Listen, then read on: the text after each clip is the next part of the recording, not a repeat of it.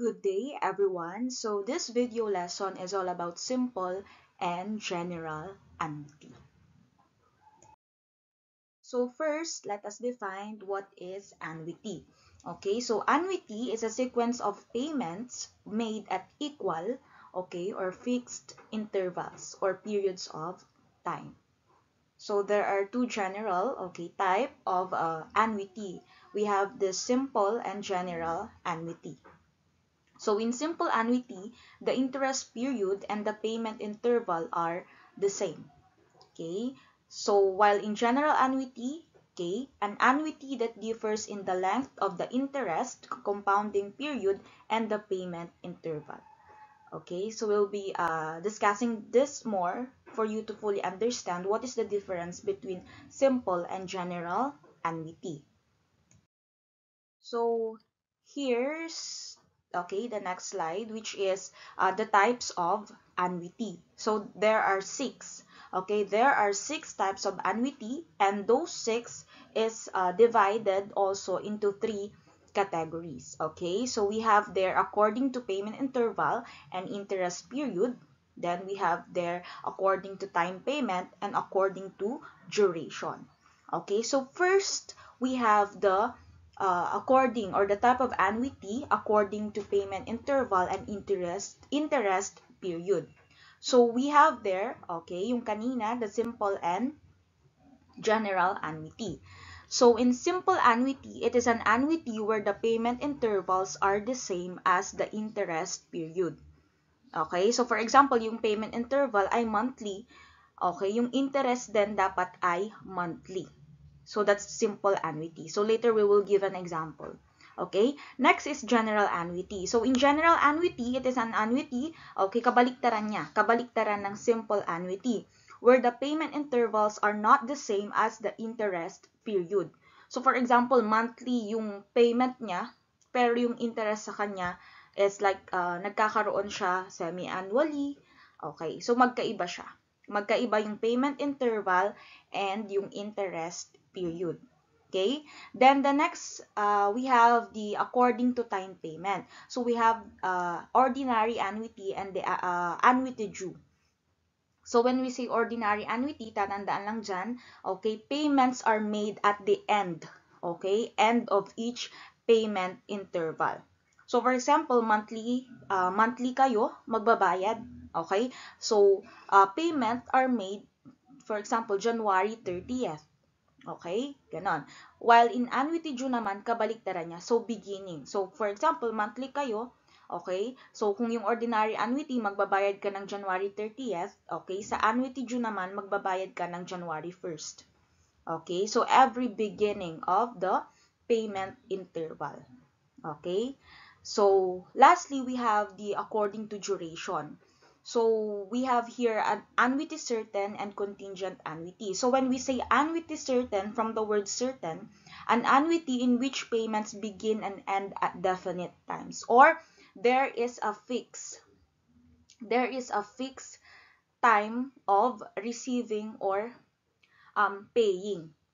Okay? While in contingent naman, there is no definite or hindi fix, yung time ng pagbabayad or pag-receive mo, for example, benefits, like that. So we will have an example for you to understand this six types of annuity.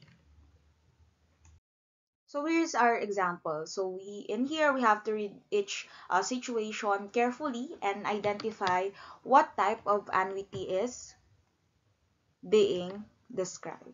Okay? So the first one, so ito yung number 1 na wala. The first one, it says here, a student saves 500 pesos every month in a savings account that compounds monthly. So in here, when we are determining, what type of annuity, we should do some keywords, or we should find some keywords, just like sa English, di ba, we have this what we call context clues, So we have to find a keyword, in determining what type kaya ng annuity yung ginagamit in each statement. So the first one, again, a student saves 500 pesos every month in a savings account that compounds monthly. So in here, as you can see, it's all about payment. Okay, payment interval and interest period. So we are going to find out whether it's a simple annuity or general annuity. So let's see the words there. So as you can see, we have there every month. Okay, nagsisave siya every month. And then, compounds monthly. So pareho siya, month and monthly. So, meaning this is simple annuity. Okay, so that's how you determine whether the statement is or what kind of annuity or what type of annuity is being described in each statement. Okay, the next one is number 2. So a parent pays tuition every semester or every 6 months, but the bank interest is compounded monthly. Okay, so as you can see, every semester. So semester siya or semi-annually. While the interest there is compounded monthly raw. Okay, so in here, it is also about payment interval and interest period. So we are going to choose between simple and general annuity. So this one is general annuity because they differ. Magkaiba sila. Semester siya nagbabayad pero nagkakaroon ng interest monthly. So magkaiba, not the same. Okay, kaya siya naging general annuity. Okay? Next is number 3, we have Anna pays 1,200 pesos at the end of every month for her new smartphone installment. Okay? So ito naman according to time payment. So sabi dyan, nagbabayad daw siya at the end of every month. So we are going to choose between ordinary annuity and annuity due. Okay? So since this is, okay, and of course, that would fall under ordinary annuity. Okay? Ordinary annuity. Okay? Next, number 4, we have Marco pays boarding house rent at the start of every month. Okay? So, start daw. Nagbabayad. So, payment ulit siya. So, time of payment. So, we are going to choose between ordinary and annuity due. So, this is, of course, since it starts siya, sabi niya dyan, annuity due. Okay? So, this is annuity due. Next, number 5, Lisa receives a monthly allowance for 4 years from an educational plan. So, this one, it involves duration. Okay? Kailan ba siya nakaka-receive? Okay? Diba monthly? And also, may distinct or specific time or time frame kung hanggang kailan siya makaka-receive. So, involved dito yung annuity certain and contingent annuity. So, sinasabi ko nga kanina, may specific time kung hanggang kailan lang siya makaka-receive. So, of course, this is annuity certain. Okay? May specific, certain. Okay? Yung time ng pagre-receive niya ng kanyang allowance. Okay? Next, a grandfather receives SSS pension every month as long as he is alive. So, for this one, okay, duration din ito. So, sabi dyan, makakatanggap daw si grandfather ng pension every month, okay, pero as long as he is alive. So, of course, wala namang nakakaalam, 'di ba? Kung hanggang kailan tayo mabubuhay. So, of course, this is contingent annuity. Walang certain time or walang specific time or specific month, okay, kung hanggang kailan siya makaka-receive. Because we never know nga, okay, the life of each of us. Okay, so kailangan, ayan, tingnan niyo yung mga key term. So, ayan siya. So, this is contingent for number 6, okay? Next is number 7. So, a company gives an employee a 5,000 pesos monthly allowance only if he meets his monthly sales quota. Okay? So, makaka-receive daw si employee ng 5,000 monthly allowance if he meets his monthly sales quota. So, in here, wag kayong malilito porket may nakita kayong monthly and monthly. Ilalagay na ninyo yung example natin kanina, simple, no. You should look kung ano ba siya, okay? Kung anong classification niya. So, since dito, according to duration pa rin ito. So, makaka-receive lang daw si employee kapag na-meet niya yung sales quota. Okay? So, wala namang nakakaalam kasi hindi naman pare-pareho ang araw. Walang nakakaalam kung kailan niya mamimit yung quota na yun. So, of course, this is still contingent. Okay? So, contingent annuity. Next is number 8. A loan requires 3,000 pesos monthly payment at the end of each month for 2 years. Okay? So, in here, okay? So, ano yung magiging key term natin dito? So, ang key term natin dito ay end, payment at the end. Okay? Payment at the end of each month. So, this is ordinary. Okay? Ordinary annuity. Okay? Next, a student pays 2,000 pesos every quarter or 3 months for her tuition fee, while the bank compounds interest monthly.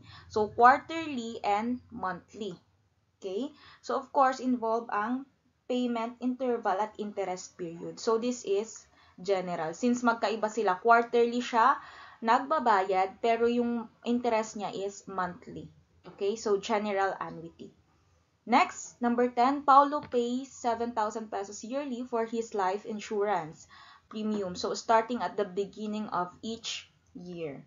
Okay, so this one, since involve ang time of payment, okay, beginning, okay, of each year, this is annuity due.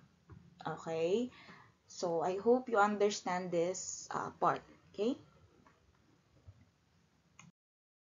Okay, next, let's have this formulas, okay, regarding this one, simple annuity. Or, again, what is simple annuity? The payment interval is also the same as the interest period. So, we have here the following formula, okay, in finding the future value of simple ordinary annuity.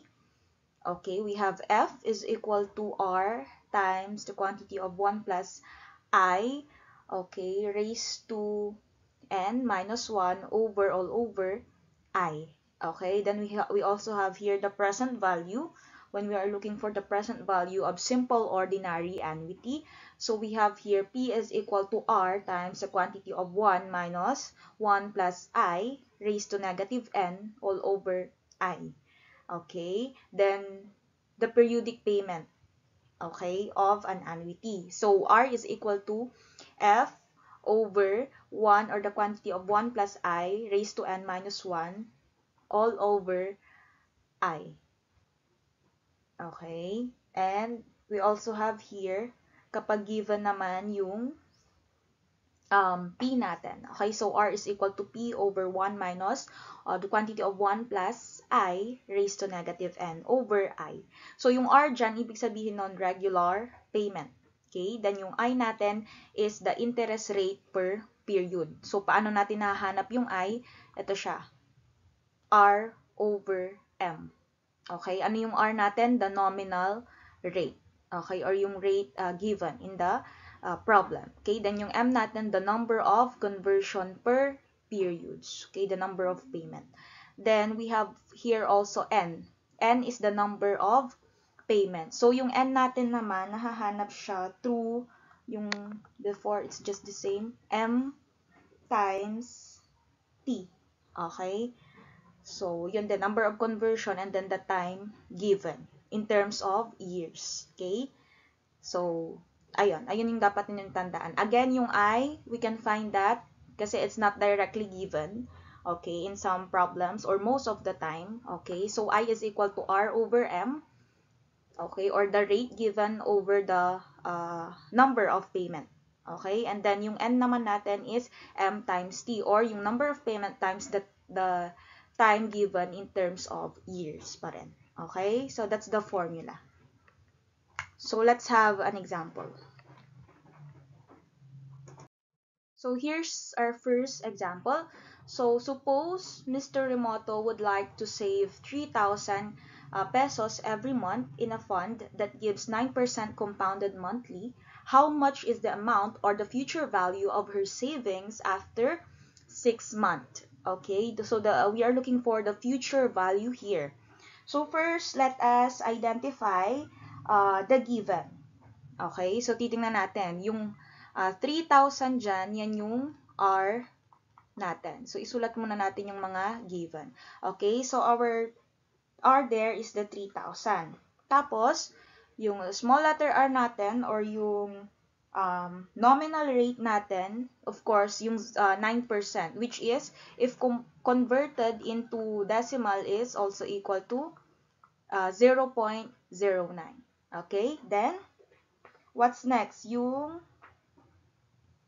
M natin. Okay?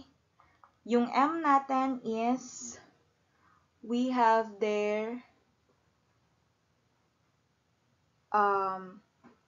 since, ayan siya, we have here 12 months. Okay? Kasi, every month.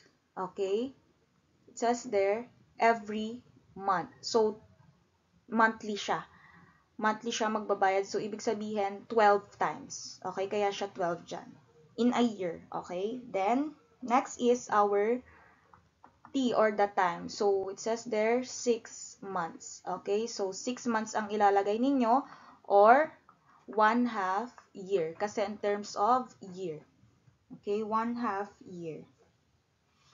So, yan yung mga given natin. So, next natin, ano yung gagamitin natin na formula? So, since we are looking for the future value, okay, ang gagamitin natin is yung F is equal to R, okay, times, ayan siya, so pwede nyo siyang, ayan, 1 plus I raised to N minus 1, okay, over, so dyan siya. So, para hindi kayo malito, pwede nyong lagyan ng parenthesis dyan. Over I. Okay? Tama ba? Ayan. So, ayan siya. Then, we have to substitute lang the given. So, in here, we have F, okay, or the future value is equal to, yung R natin is 3,000. Then, lagyan natin ng parenthesis. So, pag i-input nyo siya sa calculator, you can do that also. You can directly input na may parenthesis siya. Okay? Then, we have 1, given na yung 1, plus I. So, again, paano natin nakukuha yung I? Okay, I is equal to R over M. Okay, so I is equal to R over M. So, R is 0.09 or 9% over 12. So, that is equal to, ilan yon? We have 0.0075. Okay? So, that's how you are going to get the I there. Okay? So, yung I natin isulat natin is 0.0075 raised to N. O, paano naman nakukuha yung N? N is equal to MT. Okay? So, ano yung M natin? We have 12 times our T in terms of year is 1/2. So, therefore, 12 times 1/2 is 6. Okay? So, raised to 6 minus 1 over, yung I natin again is 0.07, 0. Kulang ng isang 0. So, 0.0075. Okay, so let's input that in our calculator. I-direct na ninyo kung ano yung itsura dito. Ganun yun siya i-input sa calculator ninyo.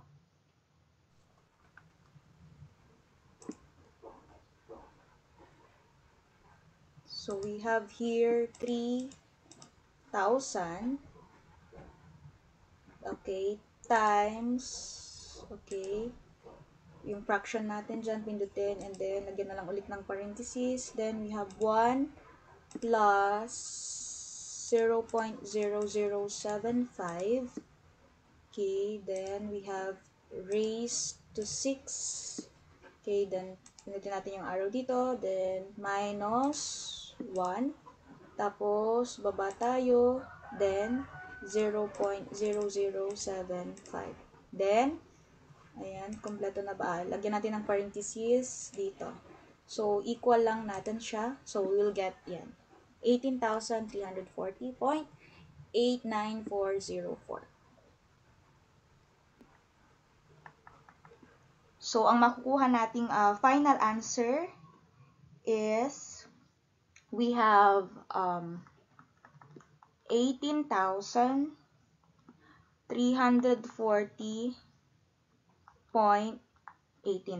Okay, so this will be our future value. Okay, so this will be our answer. 18,340.89. So, i-round off na natin into 2 decimal places. Okay? Next, we have here example number 2. Mr. Ribilla paid 200,000 pesos as down payment for a car. So the remaining amount is to be settled by paying 16,200 at the end of each month for 5 years. Okay, so if interest is 10.5% compounded monthly, what is the cash price of his car? Okay, what is the cash price of his car?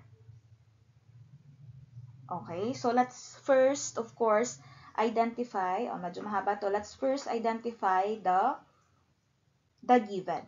Okay, so in here, ano yung 200,000 natin? Yung 200,000 pesos natin, that's the down payment, right? So, let's just write muna natin down payment. Okay, hindi siya yung regular ano natin ha. So, the down payment is the 200,000 pesos. Okay, then, our R there, or the regular payment na is the 16,200 pesos. Okay, so hindi yung 200,000 ha, so down payment yon. So, ilagay lang natin muna siya dyan. So, R is 16,200 pesos. And then, our nominal rate there, or R is 10.5%. Or, if you're going to convert that into decimal, so again, even though it has decimal point already, you have to convert it still. Because as you can see, there is this percent sign, meaning you have to divide it by 100 again, okay, or you have to divide it by 100 still because of the percent symbol. So, or, we have 0. So, move 2 decimal places to the left. So, 0.105. Okay, so that's our nominal rate. Then, next given is yung M natin, or the number of conversion per period. So, since ang given dyan ay monthly, sabi niya, monthly. So, ilang ba siya magbabayad? In a year, we have 12. Kaya 12 yung M natin dyan. Next is yung time natin. Ano yung given time natin in terms of year? We have 5.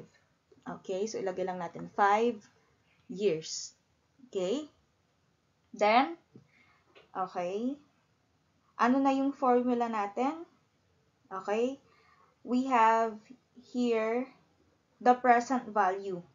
Okay, so since we are looking for the cash price, okay, for the cash price of the car, we are going to use the present value. Ano yung formula natin for present value? So we have P is equal to R times, okay, lagyan na lang ninyo ng parenthesis dyan, or yung ganito. Okay, wait lang. So P is equal to R times, ano siya, 1 minus 1 plus I, okay, so that's I, raised to negative N, okay, over I. Okay, so as you can see, may I ulit, tsaka may N. So, kunin muna natin yung I. So, again, paano nakukuha yung I? I is equal to R over M. So, R natin ay 0.105 over M is 12. So, if you are going to solve that, the answer would be, kasya ba dito? 0.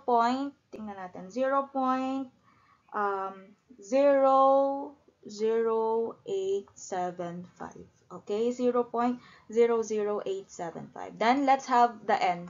N is equal to MT. So, yung M ulit natin ay 12 times, since naka-years na siya, okay na, times 5. So, this is 60. Okay, so yun yung gagamitin natin. dito. Okay, so let's just substitute, okay, the following, the given, to the formula. So, P is equal to, ilagay natin dito, medyo usog natin, is equal to R. What is R? We have 16,200 times 1 minus 1 plus, we have I, which is 0.0875. Ay, sorry, kulang ulit. Okay, wait lang. 0. Nakukulangan tayo. 0.00875. Okay? Raised to negative. So, dapat yung sign ha, tama. Negative, ano yung n natin? 60. Okay, over, we have here 0.00875. So, again ha, yung negative sign, huwag kakalimutan. So, negative n siya. Okay? So, now, we are going to solve it. So, input lang natin sa calculator as if siya na ganyan with parentheses.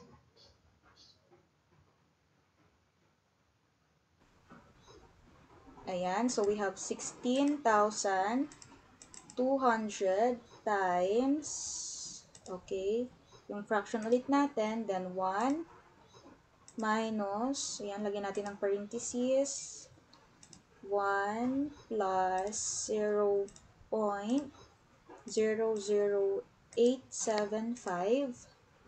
Okay, tapos parenthesis ulit, raised to, ayan, so negative siya, negative 60. Okay, then, ito tayo dito, we have 0.00875. Tapos, lagyan lang natin siya ng parenthesis dito before natin equal. So, ayan yung makukuha nating sagot. So, 753,702.1999.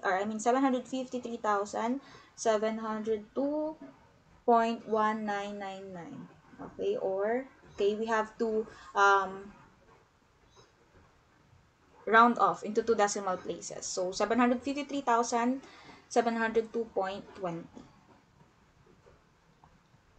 So, ang makukuha nating sagot ay, we have here 753,702.20. Okay? So, ayan. So, yan yung ating present value. Pero, ang tinatanong, okay, is, yung mismong ano na, no, yung cash price niya. So, gagamitin natin dyan yung down payment. Okay? So, ano yung magiging cash value ng car na yon? Okay? So, yung magiging cash value, okay, is yung down payment, i-add nyo siya sa present value na nakuha natin. Okay? So, yung cash value is equal to yung down payment natin, which is 200,000 pesos plus, yan, 753,702.20. So, ang makukuha nyo dito ay, so, ilan yung magiging total? Total nung cash value nung car niya. Lahat-lahat. So, magiging 953,702.20. So, inad lang natin. Okay? So, yun ang magiging final cash value ng kanyang kotse. Okay? So, yung cash price niya is yung present value. Ayan siya. Yung 753,702. So, since given yung down payment, ayan, kinompute natin yung overall cash value nung car na, ayan, bibilhin niya. Okay? Or binili niya. Okay? Next, we have here number 3. So, suppose Mrs. Remoto would like to fund 28,340.89 every month that gives 8% compounded monthly. What will be her payment after 6 months? Okay? So, in here, ano yung nawawala? Okay? Yung nawawala dyan ay yung mismong R natin or yung regular payment. Yung tinatanong, what will be her payment after 6 months? So, let's identify first the given. Okay? So, ano ba yung mga given dyan? So first, meron tayong R dyan, right? The rate. So ito yung mga given natin. So hanapin natin yung regular payment. So R natin, yung small letter R natin ay 8% or 0.08. Okay? Pag kinonvert natin siya sa decimal. Okay? Then, the next one is our M. Yung M natin, kung ilang beses magbabayad. So, compounded, okay, monthly ulit siya. Okay? Monthly. So, ibig sabihin, 12 times per year. Okay? Then, the time there is, ano binigay na time? 6 months. Okay? Or, 6 months, or we should write it in terms of years, so 1/2 year. Okay? Then, okay, tingnan na natin. So, ang mangyayari dyan, okay, ay meron pa pala yung ano natin, yung 28,340 pesos. Since ang hinahanap natin ay regular payment, yung 28,340 natin, yan yung F natin. Okay? Or yung pinaka-future value na natin. So, yung F natin ay 28,340.89. Okay? So, isulat natin yung formula in finding the R. Okay? So, yung R natin ay equal to F over, so, 1 plus, 1. Okay, mali. So, 1, ulitin natin, 1, F over 1 plus I raised to N minus 1 over I ulit. Okay, so as you can see, meron ulit dyang I and merong N. So, kunin ulit natin. Paano nga ba makuha yung I? We have I is equal to RM. So, yung R natin dyan is 0.08 over yung M natin ay 12. So, our value here, 0.08 divided by 12 is 0.007. Okay? Then, of course, yung N natin. N is equal to MT, which is, yung M natin ay 12 times, yung T natin, it should be in terms of year, 1/2. So, we have N is equal to, okay, lagay natin dito, N is equal to 6. Okay? So, we are now ready to substitute it. Okay? So, F is equal to, or I mean, R is equal to, ano yung F natin? 28,340.89 over 1 plus, yung I natin ay 0.007 raised to N, which is 6 minus 1 over ulit I, which is 0.007. So, input lang natin siya sa calculator. So, we have here, ayan, so, fraction, lagyan natin siya ng fraction, tapos, 28,340.89, tapos, baba kayo dyan, then, fraction ulit. Okay, and then we have 1 plus, 1 minus, parenthesis, 1 plus 0.007, yan siya, raised to, ayan, so negative ulit, negative 6, yan siya, then, yun, 0.007. Tapos, equal lang natin siya. So, lalabas 4,839.87966 or 0.88 if we're going to round it off into 2 decimal places. Okay, so ang makukuha nating sagot, so ang regular payment ni Mrs. Remoto, okay, after 6 months is 4,839 pesos and 88 centavos. Okay, so this will be our answer now. Okay, so 4,839 pesos and 88 centavos. Okay.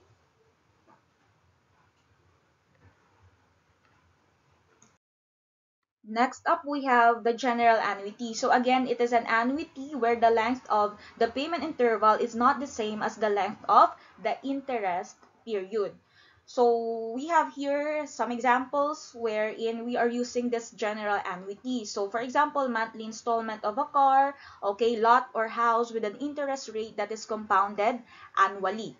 Okay, then we have also paying a debt semi-annually when the interest is compounded monthly. So as you can see, magkaiba siya. Okay? Parang yung sa una, monthly yung installment, pero yung interest rate, nako-compound siya annually. So, monthly tapos annually. Okay? Then, the number 2 naman, semi-annually, yung pagbabayad niya ng utang, pero nagkaka-interest siya monthly. So, magkaiba. As you can see the difference. Okay? So, we have here the formula in finding the future value of annuity and interest rate for interval. Okay? So, in here, F, okay, future value tayo. So, F is equal to R times the quantity of 1 plus I raised to N minus 1 over, all over I. Okay? Then, in finding the interest rate naman for the, for the interval, we have here I is equal to the quantity of 1 plus R raised to M sub 2 over M sub 2. Okay, raised to M sub 2 over M sub 1 minus 1. Okay, so, ayan siya. And then, yung N naman natin dito, so kung kanina, yung N natin ay hinahanap lang na, nakukuha lang natin siya by multiplying M at saka yung T, by multiplying our M, or the number of payment per year and the time given. In here, we have here M sub 1. So, ano ba itong M sub 1 na to? Okay, so yung R natin, tingnan natin yung mga ibig sabihin nila. So, yung R natin is the regular payment still. Okay, regular payment. Yung I natin is the equivalent interest rate per payment interval converted from the interest rate per period. Okay, so kailangan nating tandaan kung paano nakukuha yung I. Okay, the next is the N or the number of payments.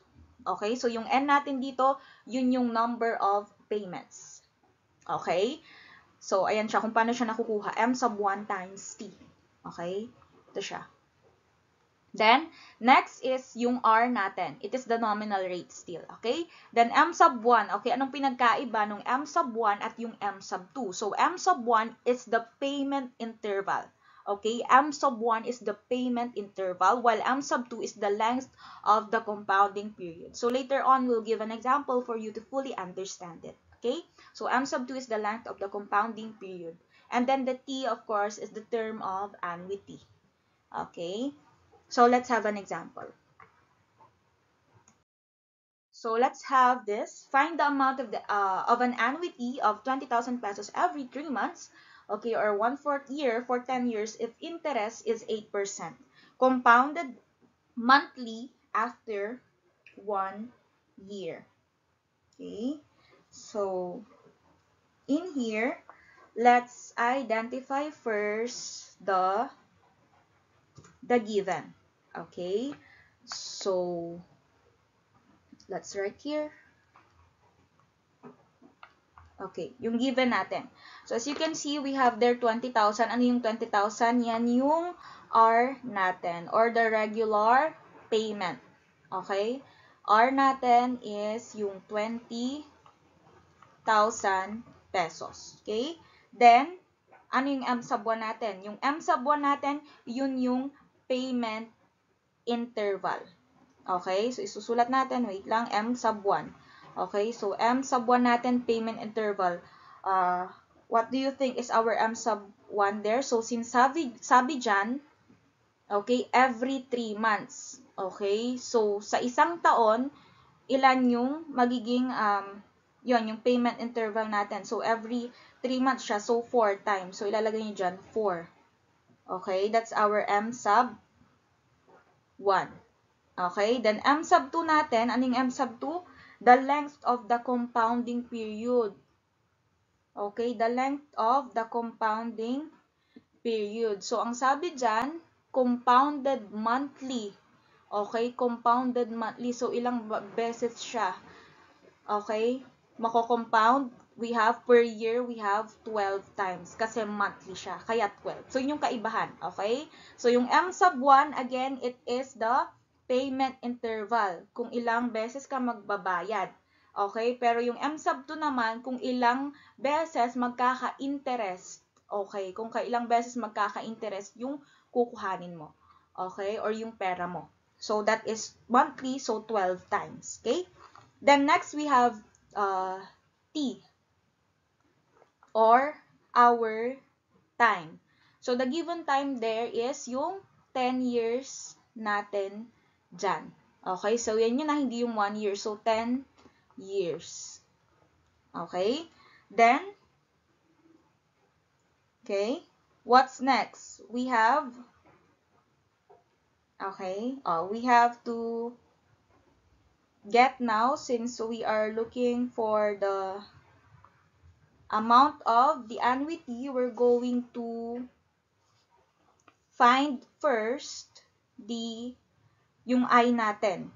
Okay? Kailangan nating hanapin yung I natin muna. So, paano ba nahahanap yung I natin? So, dun sa given formula, I is equal to the quantity of 1 plus R raised to M sub 2 over M sub 2. Okay, raised to M sub 2 over M sub 1 minus 1. Okay, so wag malilitong input ito sa calculator. So, dapat ganyan siyang style. So, let's just substitute since yung mga given or yung mga needed na given dito ay nahanap na natin. So, I is equal to 1 plus, what is our R raised to M sub 2? We have our R there, which is, okay, our R is, sorry, hindi natin nailagay yung R natin dito. So, our R here is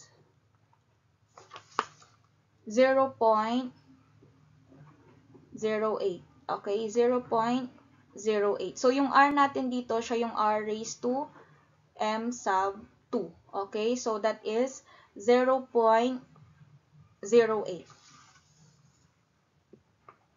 Okay, siya yung nominal rate natin. Okay, so ilagay ko lang dito. 0.08 over M sub 2 is 12. Raised to M sub 2 again is, we have 12 over, yung M sub 1 natin is 4, minus 1. So, you can directly input that into your scientific calculator. Okay? So, you're going to input that into your scientific calculator.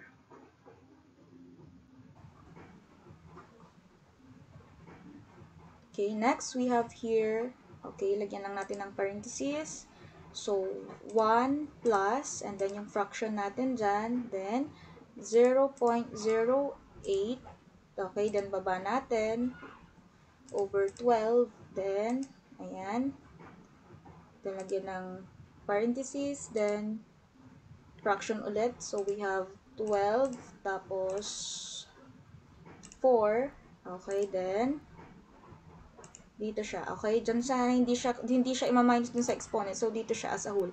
Minus 1. So, equal lang natin.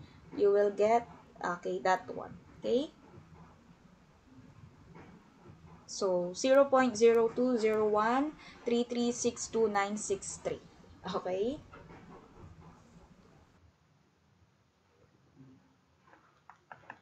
So, we will get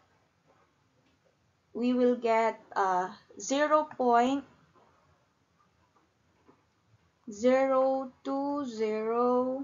medyo mahaba siya, 13362,963. Or if we're going to convert that into a decimal or into a percent, okay? So, that is equal to, so, mag-move lang tayo ng 2 decimal places to the right. So, 1, 2. Kaya, magiging 2 2.013362963%. Okay? So, yun yung makukuha nating I natin or yung tinatawag natin na interest rate for interval. Okay? So, interest rate for interval yan.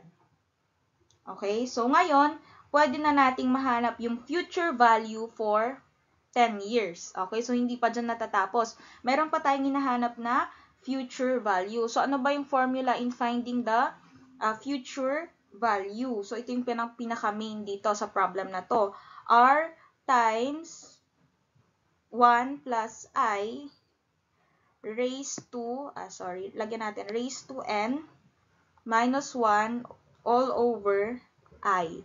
So, isa-substitute lang natin yung mga given. Okay? So, yung R natin is, of course, we have 20,000 pesos times we have 1 plus yung I natin again na nakuha, i-substitute natin dyan. So, medyo mahaba. So, gamitin na lang natin yung may decimal. So, 0.020133. Okay, medyo mahaba lang siya. 62963. Yan siya. And then, nakakalimutan ko lagyan. So, mahalaga yung parenthesis ha. Lalo pag i-input nyo sa calculator. Raised to n natin is, what is our n again? We have, okay, paano na mahanap ulit yung n? Hindi pa pala natin nakuha. We have here, n is equal to m m sub 1 times t. Okay? So, m sub 1 natin ay 4 and then yung t natin ay 10. So, 40. So, yung n natin is 40 raised to 40 minus 1. Okay? Over yung I ulit natin, which is 0.0201336263. Okay, wait lang. Ayusin ko. 2963. Okay? So, ano yung magiging final natin? I-input lang natin siya sa calculator. Ayan. So, we have here 20,000 times, okay, fraction natin, then 1 plus 0.0201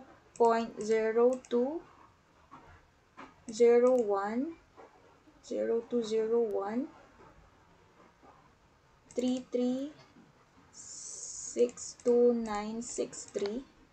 Okay, then parenthesis raised to, we have 40. Okay, minus 1. Then, we have here 0.0201336293. Okay, then let's just, bumalik siya, input. Ayan.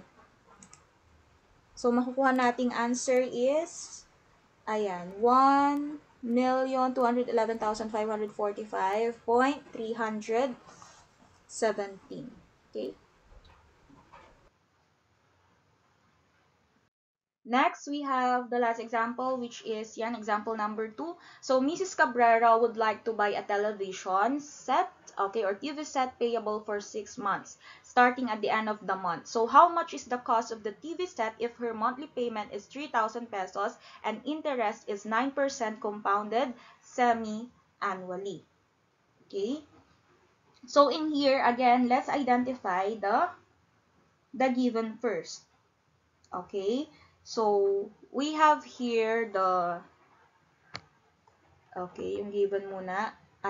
Given. So, we have here the regular, nawala. So, given. Okay, so we have here the regular payment, which is the 3,000 pesos.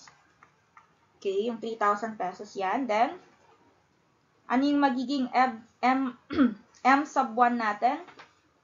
Of course, yun yung payment interval. Okay, so M sub 1 is, since we have here, anong sabi dyan? monthly payment. So, payment interval. So, monthly siya. So, ilang beses siya magbabayad per year?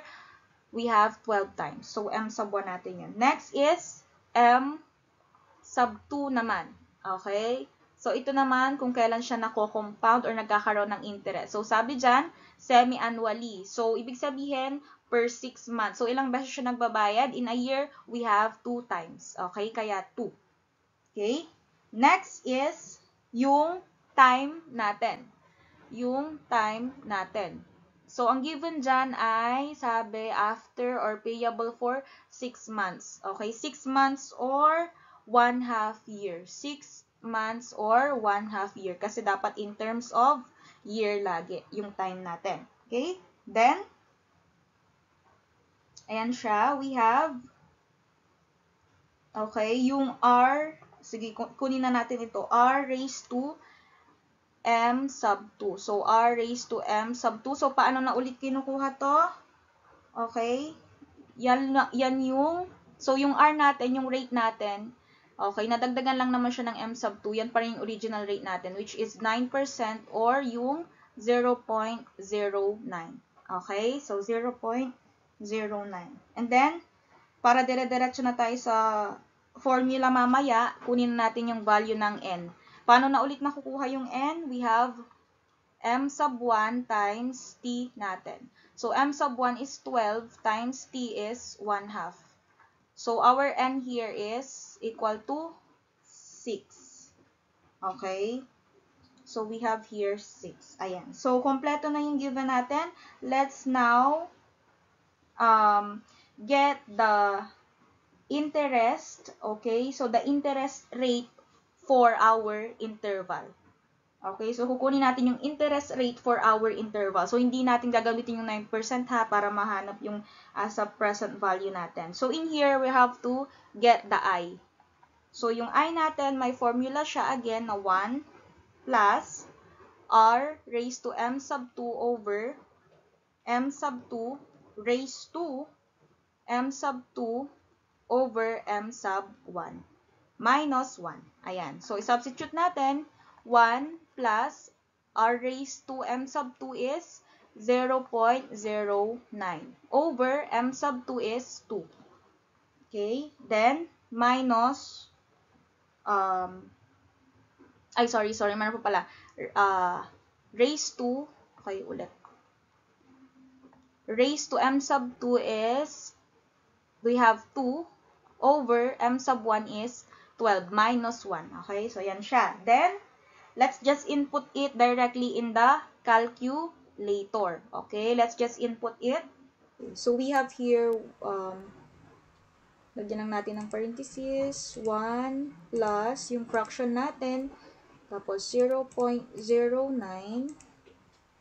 tapos ibaba natin siya, we have 2, then parenthesis, then exponent, we have fraction exponent, so 2 over 12. Tapos, we have here minus. So, sa gitna siya ha. Then, equal. Okay?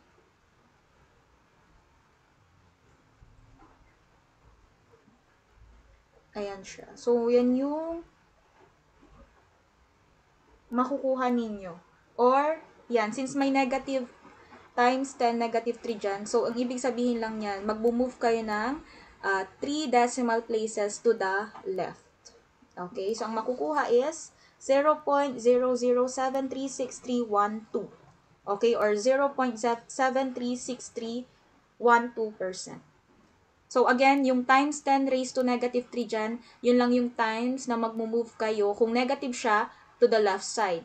Okay, pero pag positive siya, okay, mag-move kayo ng decimal places to the right. Okay, to the right side. Okay, yun. So we will get 0.00736. Okay, medyo mahaba lang pero we have to copy it all para mas accurate, okay, yung magiging answer natin. So 0.007363112, or if we're going to convert that, kasi nga percent yung hinahanap natin, that is, move 2 decimal places to the right or multiply it by 100, we will get 0.007363112. 0.736312%. Okay, so that is our interest rate for our interval. Okay, the next, hindi pa natatapos dyan. So, since we are looking, okay, for the cost, okay, of the TV set, okay, we are going to look for the present value. So, ano na ulit yung formula in finding the present value? We have here R times, okay, the quantity of 1 minus 1 plus I raised to negative n all over I. Okay? So, ayan siya. Ay, nawala. Ayan. So, let's just substitute it. Okay? So, yung R natin, regular payment is 3,000 pesos times 1 minus 1 plus, ano na ulit yung I natin? Ayan, medyo mahaba siya. 0.0073, yan. Okay, 736312. Okay? Raised to negative 6. Huwag kakalimutan yung negative sign. Okay? Over, all over I again is, copy lang ulit natin. Ayan siya. 0.007363312. Okay. So, dapat tama yung given nyo. Okay. So, yan. And then, input lang sa calculator. We have here 3,000 times, ayan, so fraction siya, 1 minus 1 plus 0.007363312. Okay? Raised to negative 6. Then, sa baba, we have 0.007363312.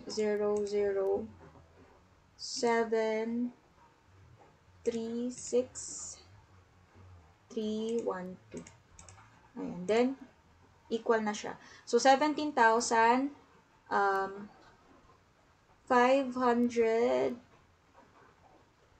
and siya.